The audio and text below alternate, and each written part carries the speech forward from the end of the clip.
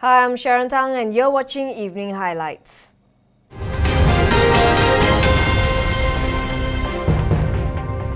Prime Minister Datuk Sri Najib Razak has been cleared of corruption in a case linked to 1MDB and a massive amount of funds in his personal bank accounts.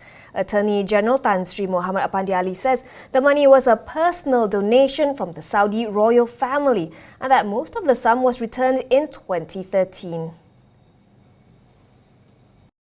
The AG said today that the PM had received $681 million as a gift in 2013 and that he was satisfied that this was not a form of graft or bribery. He said the evidence showed that the donation was not an inducement or reward and that no criminal offence had been committed in Najib's capacity as PM. And of the $681 million, he said Najib had actually returned $620 million to his donor as it was not utilised. No word on how exactly the other $61 million was spent. As of the alleged misappropriation of funds from KWAP via SRC International, which is a former subsidiary of 1MDB, the AG said he was satisfied that the PM did not commit any offence. He said there is no evidence that Najib had solicited or was promised any gratification from any party either before, during or after a cabinet meeting which had approved the government guarantee on KWAP's R4 billion loan to SRC. Critics had alleged that the funds were parts of a money trail leading to Najib's personal bank accounts in Ambank. The PM chairs 1MDB's advisory board. Tabung Haji has refuted talk that its reserves levels are in the red and that it cannot pay dividends to its depositors this year. While confirming a warning by Bank Negara on its liabilities, the Pilgrims Fund says it's not facing any financial difficulty and that its contributors' deposits are safe.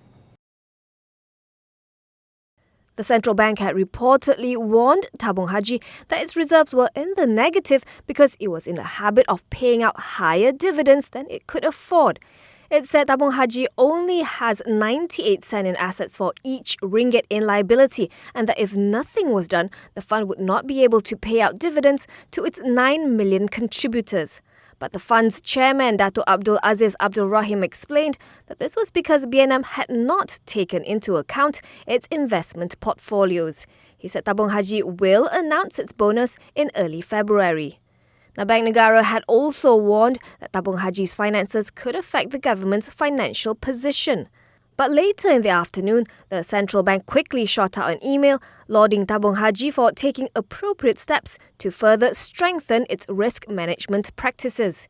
It also said that the fund's measures would reinforce a sustainable and healthy financial position. International Trade and Industry Minister Datuk Sri Mustafa Mohamad says opposing the TPPA and seeking to bar entry to MNCs is pointless. He says such action would only affect Malaysia's investments abroad. Malaysia sebuah negara perdagangan dan pelaburan bergantung pada dunia. Bukan itu saja, kita harus ingat bahawa kita besar di luar negara. Jadi kalau kita anti-multinational, kita nak halau orang luar daripada negara kita, macam mana orang halau kita pula, ya? Orang halau Petronas, Sime Darby, Khazanah. Jadi sekarang ni kita bercakap tentang menang-menang, win-win. According to Mustafa, foreign MNCs currently employ about 700,000 workers in Malaysia. The TPPA is the brainchild of US President Barack Obama. It is aimed at lowering trade barriers and promoting investment. But critics say it's a sweetheart deal for big corporations, empowering them to dominate smaller nation states and markets. And that wraps up Evening Highlights. I'm Sharon Tang. Thanks for watching.